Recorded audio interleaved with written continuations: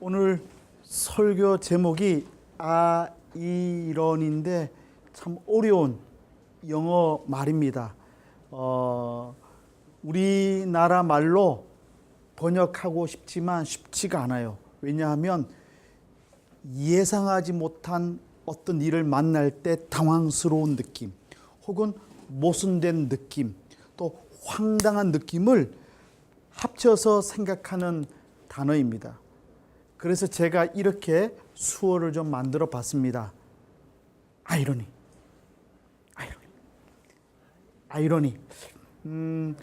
우리 조금 전에 황 목사님께 괜찮냐고 이렇게 여쭤봤는데 황 목사님께서 오케이 하셨기 때문에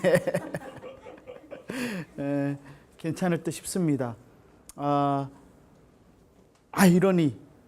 세상이 우리 생각대로, 계획대로 되면 얼마나 좋겠습니까?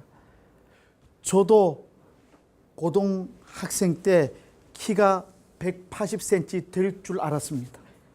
그런데 키가 163cm, 솔직히 말하면 162.5cm 될 줄 어떻게 알았겠습니까? 우리 인생 내 생각대로 되지 못하는 아이러니한 일들로 가득 차 있습니다. 예수님을 잡아 죽이려는 그 이스라엘 사람들, 특별히 지도자들, 바리새인들, 또 제사장들, 당국자들 많이 있지요. 이런 사람들, 예수님을 죽이려고 하는 마음 이루어지지 못하면 좀 포기하면 좋잖아요. 참 신기한 것은 어떤 일을 보면 이 일이 잘 안 되면 포기할 줄도 알아야 되는데 어떤 사람들 보면 포기하지 않고 끝까지 고집스럽게 하는 사람들을 종종 보게 됩니다.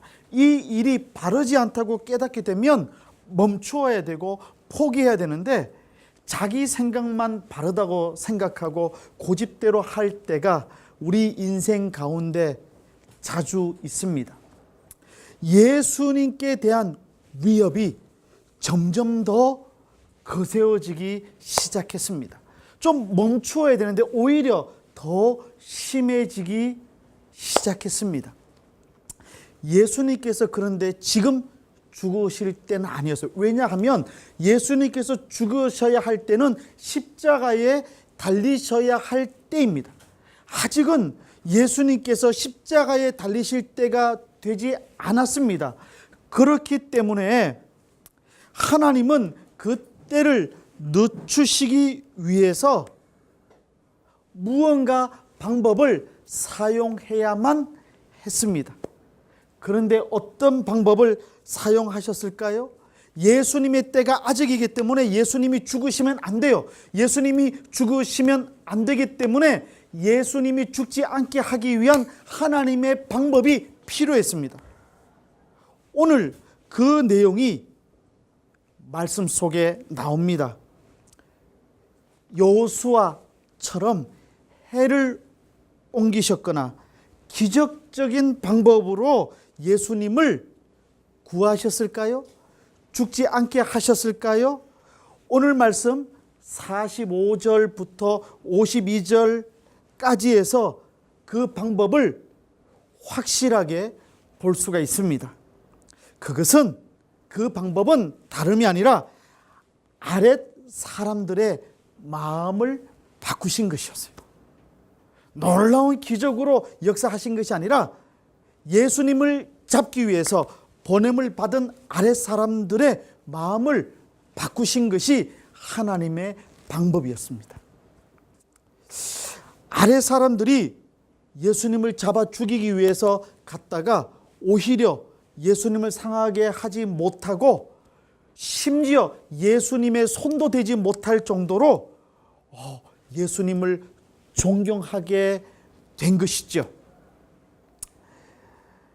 예수님이 재빠르게 피하신 것도 아니었어요. 그리고 정말 놀라운 것은 그 아랫 사람들이 예수님을 잡아 죽일 필요를 느끼지 못하게 만드셨습니다. 여러분, 세상에서 가장 큰 힘이 무엇인 줄 아세요? 사람의 마음이 변화되는 거예요. 아마 여러분들이 지금 조금 전에 만약 사기 당해가지고 2천만 원 날렸다고 생각해 보세요. 아무리 멋진 이준호 목사 설교가 있다 하더라도 귀에 눈에 보이겠습니까? 지금 아마 빨리빨리 돈 문제 때문에 힘들어할지 모르겠어요. 사람의 마음을 가지는 거 너무 중요한 것이죠. 그렇습니다. 예수님은 정말 혹시 메시아이실 줄도 모르겠다. 예수님은 정말 위대한 분이다. 예수님이 가르쳐 주시는 그 귀한 말씀 너무 귀하고 복되다. 이렇게 생각하면서 마음이 약해진 것이죠. 아랫 사람들은 로마 군인들이 아니었습니다. 제사장들과 바리새인들이 아랫 사람으로 생각하고 보낸 것을 보니까 아마도 유대인들일 겁니다. 유대인들일 것이고 특별히 레위인들이었을 가능성이 큽니다. 그러니까 제사장 밑에서 앞으로 제사장이 되기 위해서 노력하는 사람들이겠죠. 우리 교회로 생각해 본다면 담임 목사님 계시고, 그리고 제가 있고, 그리고 그 밑에 우리 지금 목사가 되기 위해서 노력하는 우리 김도영 전도사님, 불쌍한 우리 김도영 전도사님 같이 어린, 아직은 목사 안수 받지 못했지만 앞으로 훌륭한 제사장 돼야지 생각하는 그와 같은 레위인들이었을 겁니다. 율법을 알고 있겠습니까? 모르겠습니까? 알고 있었겠죠. 율법도 알고, 그리고 하나님의 말씀에 대한 깊은 사모함이 있었던 것입니다. 그러니까 메시아가 다시 오신다, 아니 메시아가 오신다고 하는 사실을 누구보다도 잘 알고 있었을 겁니다. 이런 사람들, 그런데 제사장과 바리새인들의 명령을 받고 예수님 잡아 죽이기 위해서 갔는데 오히려 예수님 그리스도를 만나고 난 이후에 이 아래 사람들이 마음이 흔들린 거예요. 마음이 바뀐 겁니다. 정말 예수님을 잡아 죽일 수가 없었어요. 이와 같은 모습들을 우리가 사는 이 세상에서도 종종 봅니다. 기독교 잘못됐다고 생각하고 기독교를 없애기 위해서 연구했던 많은 학자들이 있습니다. 대표적인 학자 중에 한 사람이 C.S. 루이스라고 하는 사람입니다. 아주 유명한 사람이에요. 이 C.S. 루이스라는 사람은 철저한 무신론자였다가 완전히 회심해서 나중에는 무신론자를 위한 믿음의 글을 쓴 위대한 학자이자 저술가입니다. 이 루이스의 저서는 기독교 교리, 이 기독교 교리와 신학에 관한 방대한 분야에서부터 출발해서 시집, 또 우화, 그리고 과학, 소설, 일반 소설, 아동 도서 등 매우 광범위합니다. 놀랍습니다. 남자, 여자, 늙은 사람, 젊은 사람 할 것 없이 이 루이스의 이야기를 읽으면서 하나님 살아계시구나 깨닫고 알게 됩니다. 하나님 없는 것을 생각하기 위해서 공부했던 사람이 바뀌니까 오히려 하나님을 어떻게 믿어야 될까를 가르쳐주는 위대한 학자가 된 것이죠. 사람의 생각이 바뀌는 것이 얼마나 중요한지, 사람의 마음이 변화되는 것이 얼마나 중요한지를 잘 알 수 있게 됩니다. 47절을 보면 제사장은 모르겠지만 그래도 바리새인들은 혹시 아래 사람들이 예수님께 빠지면 어떻게 될까 염려했던 것 같아요. 그래서 예수님의 말씀에 빠지면 안 될 거라는 두려움이 있었습니다. 그런데 실제로 이 아래 사람들이 예수님의 말씀에 집중이 되고 예수님을 오히려 잡아주기 위해서 갔다가 따라가는 사람이 되었습니다. 여러분, 이것이 말씀의 권능입니다.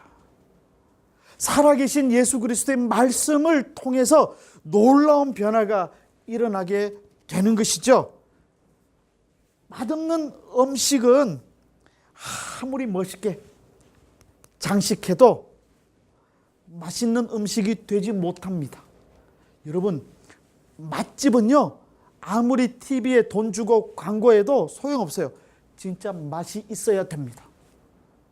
저희 학교 옆에, 제가 최근에 알게 됐는데요, 저희 학교 옆에 도서관, 아주 높은 산 쪽에 있는데 도서관 옆으로 좀 내려가서 좁은 길이 있어요. 그 길을 가보면 할머니 한 분이 하는 가정식 백반집이 있습니다. 그 집에 가면 사람들이 많아요. 제가 누구 소개로 집밥 같은 맛이 있다 소문을 듣고 갔어요. 갔더니 사람들이 많아. 근데 그 할머니는 손님이 너무 많이 와도 싫어해. 왜냐하면 혼자 일하기 때문에 바쁘면 싫어. 그래서 점심때 좀 사람 많으면 중간에 오지 마, 가라고 그래. 가라. 손님인데 가서, 그리고 왜냐하면 혼자 하는데 지금 설거지 할 수가 없잖아요. 그러니까 사람들이 먹고 자리를 일어나서 가면 그대로 먹고 남은 그릇들이 있잖아요. 그래서 제가 가가지고 제 제자들과 함께 또 다른 교수들과 함께 그 밥 먹었던 거, 다른 사람 먹었던 걸 대신 치워주고 자리를 비워두면 할머니가 아주 반말로 앉아, 그리고 밥 가져오면 처먹어 말해. 처음에 기분 정말 나빴는데 한 번, 두 번 먹는데 밥이 조금 제 아내가 만들어준 요리보다는 부족하지만 그래도 먹을만할 정도의 밥이. 그러니까 사람들이 갑니다. 맛집은 음식이 맛이 있어야만 합니다. 그게 권능이에요. 그게 능력이에요. 여러분, 사자가 이 백수 중에 왕인 것을 알고 계십니까? 그런데 이 사자가 내가 무서운 존재라고 말하지 않아도 사자가 존재할 수 있는 이유, 맹수 중에 왕인 것을 표현할 수 있는 것은 무섭게 달려가서 다른 짐승을 잡아서 먹는 모습 한번 보여주면 게임 끝. 똑같은 거예요. 마찬가지입니다. 다른 설명이 필요 없어요. 사자가 무서운 존재라는 것은 무서운 모습을 보여준, 행동하면 끝이에요. 하나님의 말씀, 진리의 권능을 증명하기 위한 가장 좋은 방법이 무엇입니까? 그것 역시 진리를 가르치고 전하고 선포하는 겁니다. 하나님의 몸된 교회가 그 능력을 나타낼 수 있는 방법은 즐거운 놀이의 현장이 되는 것도 아니고 하나님의 말씀의 능력이 나타나면 됩니다. 하나님의 말씀의 권능이 나타나게 되면, 하나님의 은혜가 임하게 되면 그 공동체는 참된 믿음의 공동체가 될 수 있는 것이죠. 아래 사람들은 구경꾼이었어요. 적극적으로 예수님을 쫓아다니며 말씀을 들었던 사람들이 아니었습니다. 예수님의 기적을 몸소 경험한 사람들이 아니었어요. 그런 사람들이 아주 담대하게 예수님을 옹호하는 아주 위험한 발언들을 지금 하고 있는 겁니다. 예수님 잡아 죽이라고 보냈더니 돌아와서 예수님 잡아 죽이지 못할 것뿐만 아니라 오히려 예수님 잡아 죽이면 안 된다는 식으로 예수님에 대해서 좋은 생각 갖고 돌아와서 완전히 바뀌어서 돌아와서 지금 위험스러운 얘기를 하고 있는 거예요. 왜냐하면 자기가 잘못 얘기하면 자기에게 손해가 생길 수도 있고 자기 또한 위험에 빠질 수 있음에도 불구하고 지금 예수님을 옹호하는 발언을 하고 있는 내용이 오늘 말씀의 내용이에요. 어떻게 보면 진짜 중요한 역사의 변화는 소리 없이 조용하게 이루어지는 것 같습니다. 사건의 주인공들 때문에 역사가 바뀌는 것이 아니라 이름 없이 빛도 없이 이 땅을 살아가는 많은 보통의 사람들, 시민들을 통해서 세상은 변화됩니다. 우리는 최근에 촛불 혁명을 경험했습니다. 광화문에서 많은 사람들이 모여서 바른 세상을 만들기 위해서 조용히 운동을 했습니다. 그런데 한번 생각해 보세요. 이 세상이 이 짧은 시간에 놀랍게 변화되고 있는 것을 보고 있지 않습니까? 구경꾼이라고 생각했던 아래 사람들을 통해서 예수 그리스도의 사역이 놀랍게 이루어지고 있다는 사실입니다. 예수님께서 일으키신 복음의 능력은 누구도 알아채지 못하는 순간에 주인공이라고 생각했던 많은 사람들도 모르는 순간에 마음속에서부터 불길같이 일어나는 마음의 변화부터 이루어지게 됩니다. 여러분, 그러므로 여러분 각자의 능력을 과소평가하지 마십시오. 지금 이 자리에 앉아 계신 여러분 한 사람이 변하면 한국 농화사회가 완전히 변화될 줄로 믿으시기를 바랍니다. 농인 문화, 농사회가 아름답게 변화될 수 있는 것, 지금 이 자리에 앉아 계신 여러분 한 사람이 변화되면 변화될 수 있는 줄로 믿으시기를 바랍니다. 문재인 대통령이 농사회 바꾸는 거 아니고, 위대한 사람이 바꾸는 것 아니고, 소리 없이 이름 없이 빛도 없이 농인으로서 성실하게 믿음으로 바르게 살아가는 한 사람 한 사람이 변화될 때에 참된 변화가 일어나게 된다고 하는 것이죠. 상황이 이렇게 생각하지 못한 모습으로 흘러가다가 보니 오늘 본문에는 아주 기이한 장면이 나옵니다. 이 쫓김을 받는 사람이 아니라 쫓아가는 사람이 어찌할 줄 몰라가지고 초조해합니다. 바리새인들의 말을 잘 한번 보면 48절을 보면 이렇게 생각해 볼 수 있습니다. 당국자들이나 바리새인들 중에는 그를 믿는 사람이 하나도 없다. 그렇지? 헬라어 원문을 보면 너무 재밌습니다. 여러분, 무언가를 자꾸 강조해서 반복해서 물으면 불안하다는 증거입니다. 야, 너 그 예수님 믿는 거 아니지? 맞아? 아니지? 계속 묻는 식으로 원문이 기록이 되어 있습니다. 뿐만 아니라 초조한 마음뿐만 아니라 바리새인들은 나쁜 독서를 쏟아내죠. 정말 마음이 불안하면 더 심하게 과장되게 말이 나오는 법이죠. 그런 모습을 나타내고 있는 것입니다. 그런데 아래 사람들은 이런 말을 들으면서도 이 사람들의 말에 동조하지 않고 예수님을 호의적으로 생각하고 돕는 발언을 하는 것이죠. 참 아이러니합니다. 예수님은 먼저 요한복음 5장 39절부터 40절에서 바리새인들에게 너희가 성경에서 영생을 얻는 줄 생각하고 성경을 연구하거니와 이 성경이 곧 내게 대하여 증언하는 것이니라. 그러나 너희가 영생을 얻기 위하여 내게 오기를 원하지 아니하는도다 하고 말씀하셨어요. 율법, 성경이 바로 예수님을 증거하고 있는데 그들이 예수님을 거절한 것은 율법을 모르고 있다는 것을 스스로 지금 증명하고 있다는 뜻입니다. 지금 야 너희 아래 사람들, 너희들 율법 모르니까 저주받은 사람들이야. 지금 아주 나쁜 말을 쏟아내고 있는 이 바리새인들.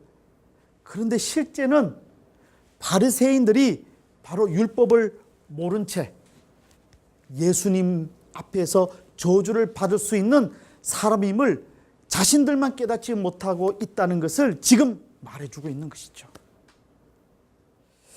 그 결과 바리새인들은 율법대로 하나님 앞에서 저주를 받게 될 것입니다. 여러분 기억해 주십시오. 세상의 지식이 똑똑하다고 하나님의 자녀가 되는 것 아닙니다. 믿음을 가질 때 구원받는 자녀 되는 줄로 믿으시기를 바랍니다. 제가 보니까 똑똑한 사람이 예수 잘 믿는 거 아니더라고요. 신실한 사람이 예수님 잘 믿는 것이죠. 겸손한 사람이 예수님 잘 믿는 것이죠. 내가 다 안다고 생각하는 사람들이 넘어지는 것을 종종 보게 됩니다. 오늘 더욱더 아이러니한 일은 바리새인들이 걱정한 일이 그대로 일어나고 있다는 것이지요. 바리새인들이나 당국자들, 즉 제사장들 가운데 지도자들 중에 예수님으로부터 미혹된 자가 생겼습니다.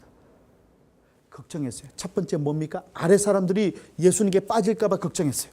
또 이 당국자들, 지도자들과 바리새인들 가운데서도 예수님께 빠지는 사람이 생길까 걱정했는데 한 사람이 생겼습니다. 누굽니까? 니고데모라는 사람이 그런 사람으로 나타나고 있습니다. 50절과 51절입니다. 우리 수아 다 같이 하시죠. 시작. 그 중에 한 사람 곧 전에 예수께 왔던 니고데모가 그들에게 말하되 우리 율법은 사람의 말을 듣고 그 행한 것을 알기 전에 심판하느냐. 물론 니고데모는 아직은 그 중에 한 사람입니다. 누구라는 뜻입니까? 아직까지 그의 소속은 제사장 그룹 또 바리새인 그룹 속의 한 사람입니다. 지금 아마 갈등 중이라는 뜻입니다. 예수님 편 갈까? 아니면 계속 지금 이 자리에 있을까? 고민하고 있는 것을 보여줍니다. 그럼에도 불구하고 니고데모의 마음의 변화가 생겨나고 있음을 보게 되는 거죠. 3장에 보면 니고데모가 처음 나오죠.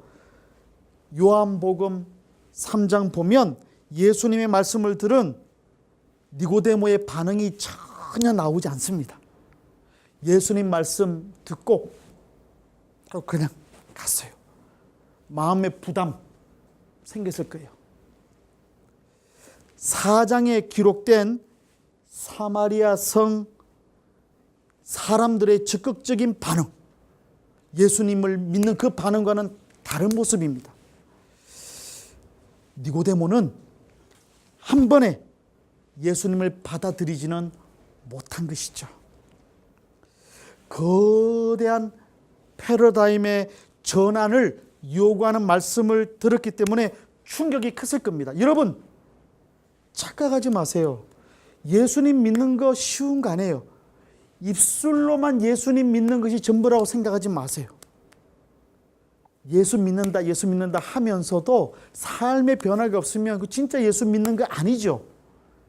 그러니까 니고데모는 정말 고민한 겁니다. 예수 그리스도를 믿는다는 것이 무엇을 의미하는가?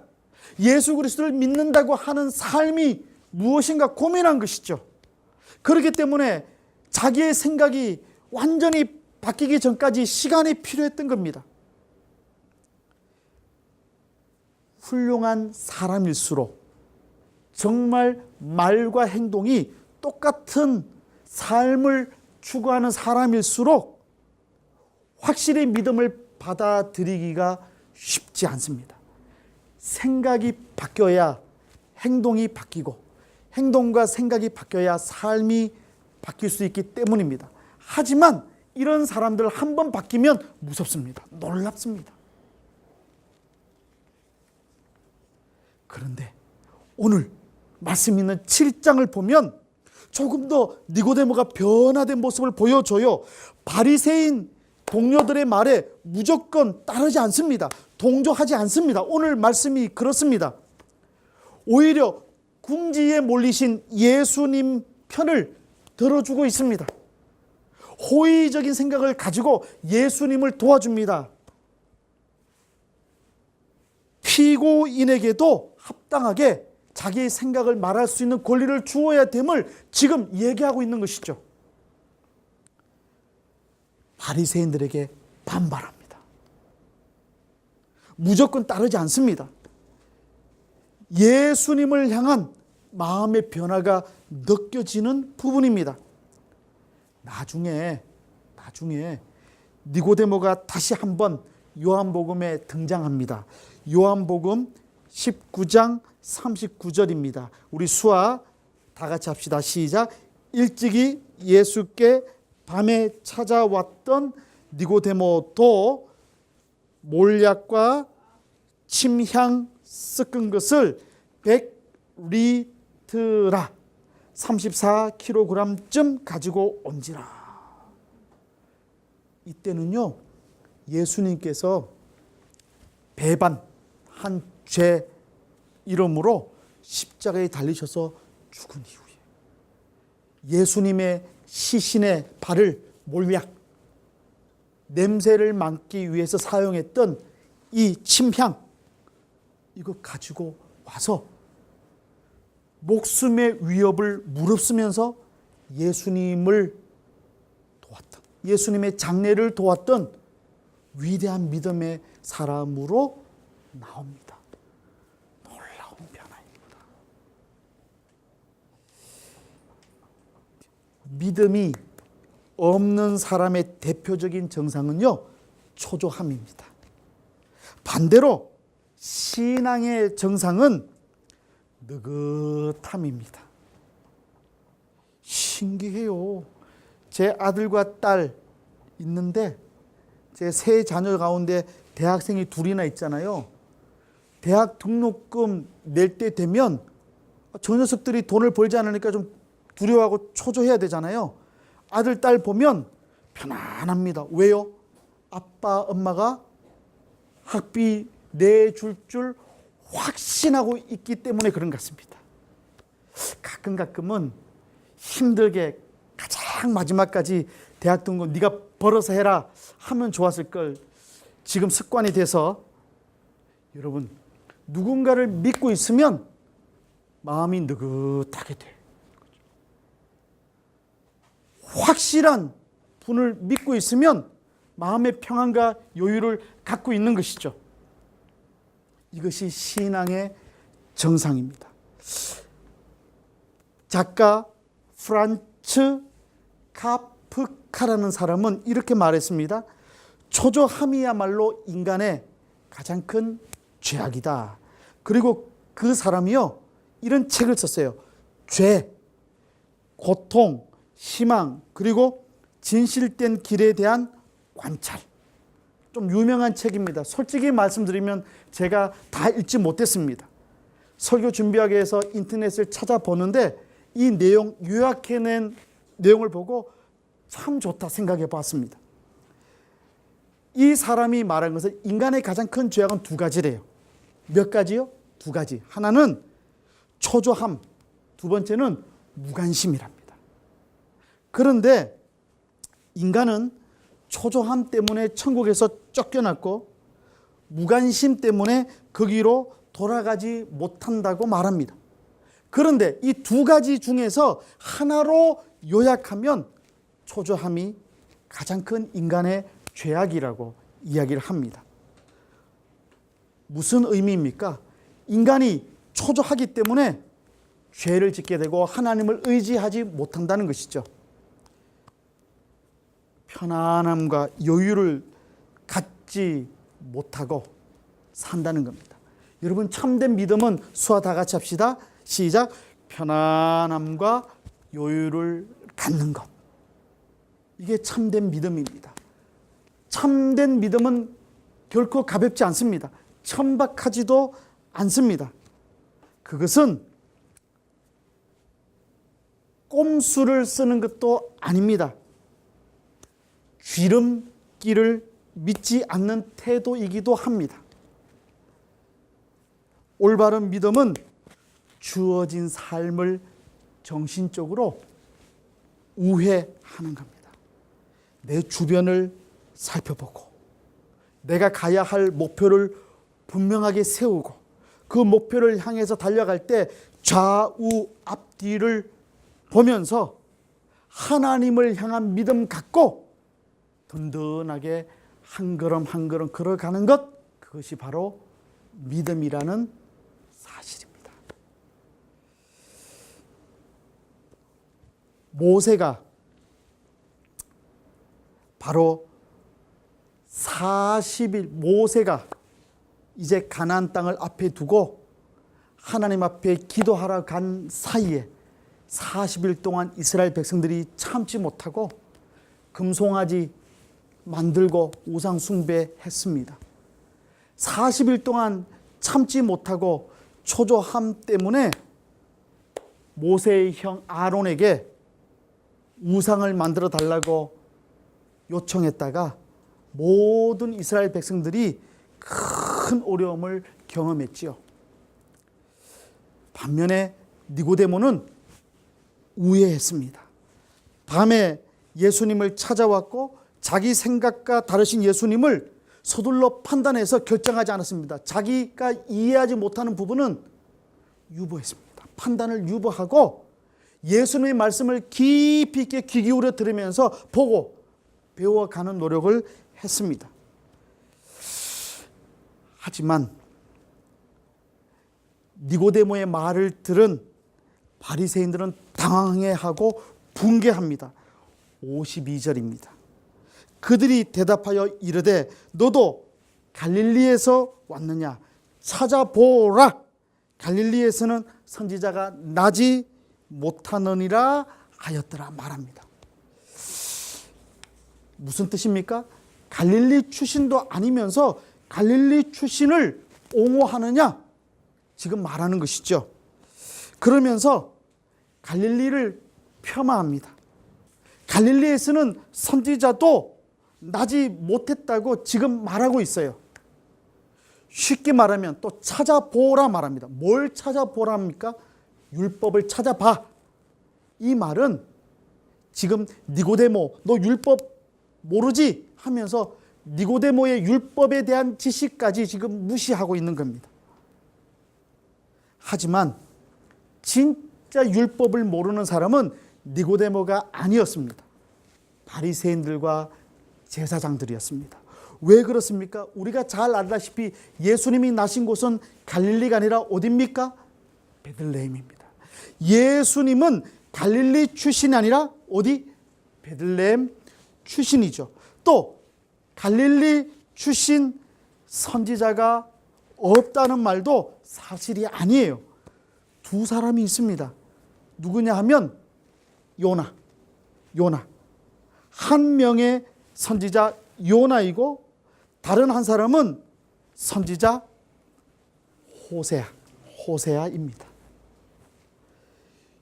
여기서 마지막으로 또 하나의 아이러니한 일이 있습니다.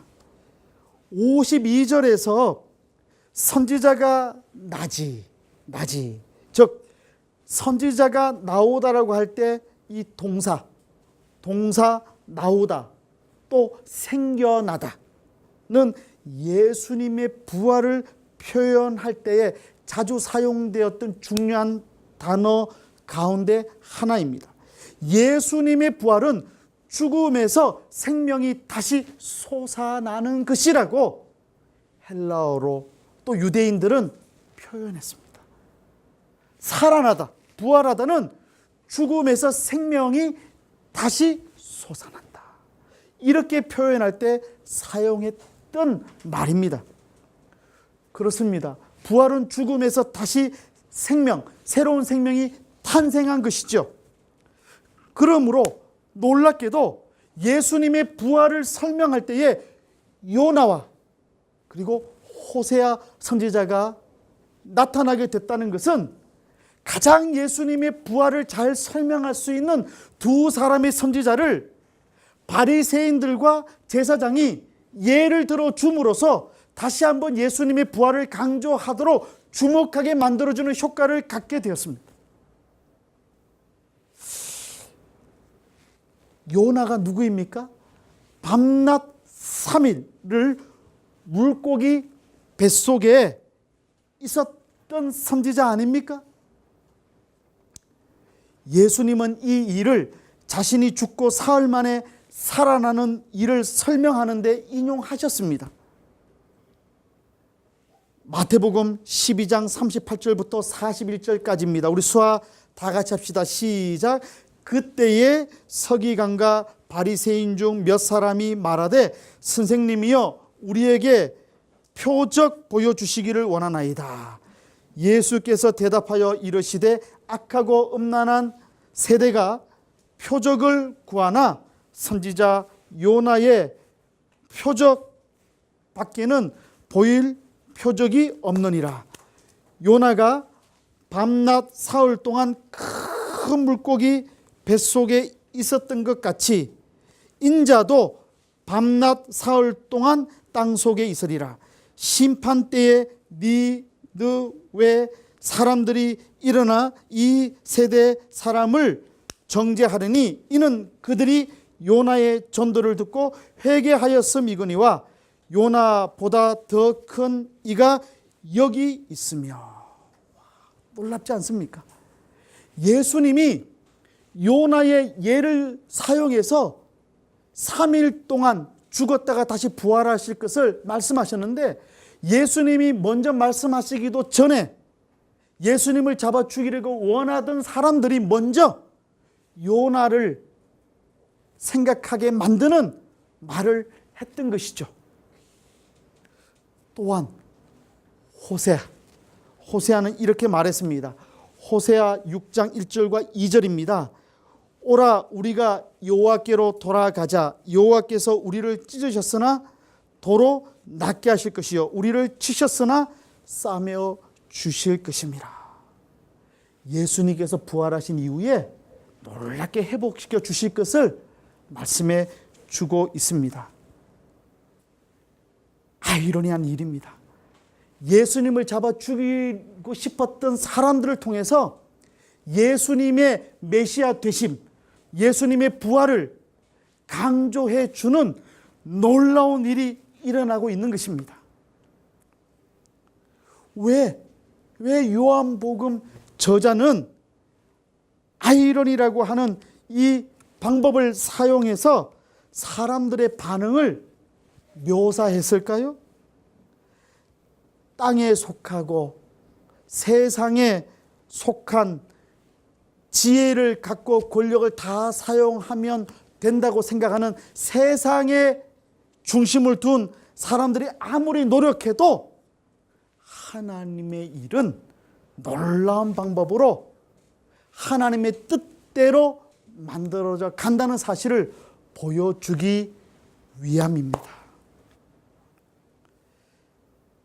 사랑하는 성도 여러분, 만약 고난 가운데 있는 여러분들이 계신다면 이 말씀이 얼마나 큰 위로가 되겠습니까? 세상 사람들이, 힘 있는 사람들이, 권세 가진 사람들이 자기 뜻대로 다 할 수 있는 세상이라면 얼마나 우리가 낙심이 되겠습니까? 하나님의 방법이 있다는 말입니다. 아이러니한 하나님의 은혜가 우리의 인생을 움직여 간다는 뜻입니다. 예수님을 잡아 죽이려고 보냈던 아랫 사람들의 마음이 변해서 예수님의 친구가 되고 바리새인들과 제사장 가운데에 니고데모와 같은 사람이 예수님의 제자가 되고 생각지도 못한 놀라운 방법으로 예수님의 때가 지켜져 가는 모습, 오늘 그 모습을 우리가 알아야 하는 것입니다. 이렇게 볼 때 아이러니를 하나님의 기막힌 섭리라고 다시 바꾸어서 말할 수 있지 않겠습니까?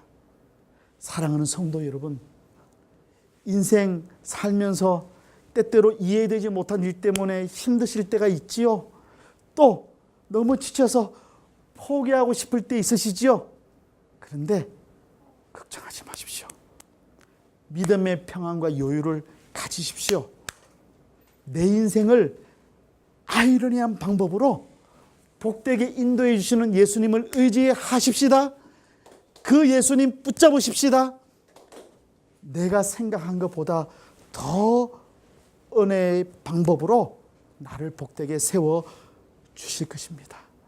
이 놀라운 은혜 붙잡고 우리 밝게 웃으면서 힘을 내면서 삽시다. 예수 믿는 사람이 아니에요. 웃으면서 힘을 내고 여유를 갖고 평안을 갖고 살아야 합니다. 왜냐하면 아이러니한 모습으로 놀라운 기막힌 섭리로 나를 가장 복되게 인도해 주시는 주님이 내 친구가 되어 주시고 나와 함께 해 주시기 때문입니다. 내가 주님을 따르기만 하면 주님을 핍박했던 사람들이 마음대로 하지 못했던 것처럼 나를 지켜주시는 주님의 권능으로, 말씀의 권능으로 우리도 그렇게 놀라운 성공자의 삶으로 역사해 주실 것입니다. 이 귀한 믿음 붙잡고 오늘도 승리하며 살아가시는 저와 여러분들이 되시기를 높으신 예수님의 이름으로 축원합니다. 아멘. 기도하겠습니다. 하나님 아버지, 감사합니다.